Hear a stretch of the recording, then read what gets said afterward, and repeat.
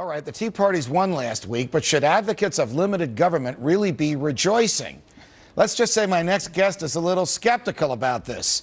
Reason Magazine senior editor Michael Moynihan says history is not on our side. Michael, welcome to Freedom Watch. Thanks for having me, Judge. Michael, we are both libertarians. We both have friends and colleagues who were elected on Tuesday. Should we not be celebrating the outcome of this election? You know, look, I mean, a limited amount of celebration is fine. I mean, there are some things we can look forward to. I mean, Mitch McConnell saying that he's going to eliminate earmarks. But the skepticism comes in here.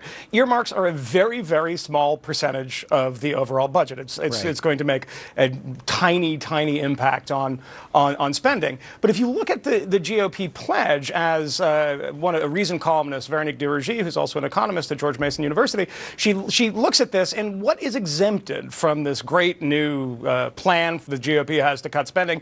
Well, it's entitlements and defense. And you and I both know that that's where most of the spending is. All right. You wrote a recent piece, Michael, that got my attention and the attention of a lot of us here at Fox. You make 3 points. We are on the fast track to the poorhouse. The Republicans will never reduce the warfare state. Stated differently, they will never cut the Pentagon's budget. And the only people worse than liberals to our freedom are social conservatives. Make those points for us. What did you mean by that? Well, let's start with defense spending. I mean, I would clarify that Republicans are terrible on defense spending, but they're just slightly worse than Democrats. There is, whether it's Lockheed Martin's in your district or you have a jingoist foreign policy and you have to build up the defense state. I mean, that's not going anywhere. It has never gone anywhere, and that's an enormous amount of spending. So, do we expect that to be cut? No. History's shown us that's not going to be cut. Will John Boehner, Mitch McConnell, and all these new even Tea Party people in the Congress reduce Medicare, Medicaid, Social Security? I mean, libertarians like you and I believe that it's unconstitutional and Social Security is a Ponzi scheme, which if you and I had perpetrated it, we'd go to jail. It's true. And unfortunately, John Boehner, who incidentally voted for TARP, Tea Party people tend to forget this when they're celebrating his ascension to becoming Speaker, is that there is no indication that he's ever cared about this stuff in the past. There's no indication that they're going to care about it in the future.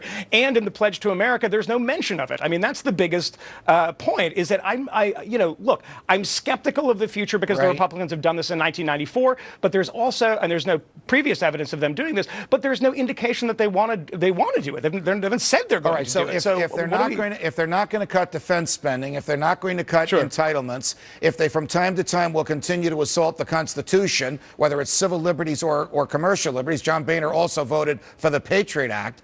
What is the best that we can hope for as a result of this 61 vote change in the House of Representatives, Michael? Well, gridlock.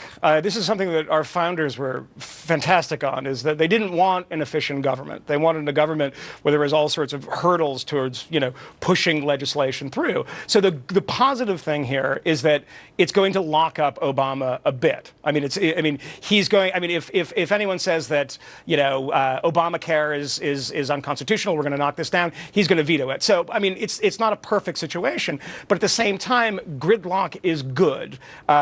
Having Democrats control the House, the Senate, or having Republicans do this, as we saw the Bush years, were disastrous too for spending. But if we have gridlock, that is a small step towards cutting down this enormous ballooning state in Washington. So there is a small ray of hope here. I agree with you. The progressives go crazy at the concept of gridlock. They like to measure progress by the number of laws enacted. Maybe we should measure progress by the number of freedoms undisturbed. What do you think about that one?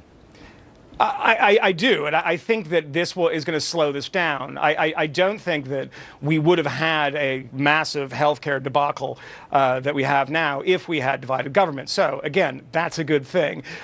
Freedoms are going to be impugned no matter what, because that's just what Washington does. And we have 250 years of history of this. Right. So if we can prevent this, if we can slow it down, that's the best that we can hope for. That the idea, and this is I think the point point and underscored the point that we were making at Reason, the idea that this is going to be a massive change is totally wrong. And I do want to say one more thing about Tea Parties. I have been to every one of the Tea Party rallies, and I think that there are sort of seeds of interesting thought here. Yes, but at the same time, it is getting co-opted. I think that it has been co-opted by mainstream Republicans. It's another subject for another time. Michael, thanks very much for joining us. This administration and Congress may have talked about Wall Street, but it really was in bed with Wall Street, handing out hundreds of billions of your money to save their skins. So maybe, is the Republican sweep so good for them? Our freedom fighter panel next.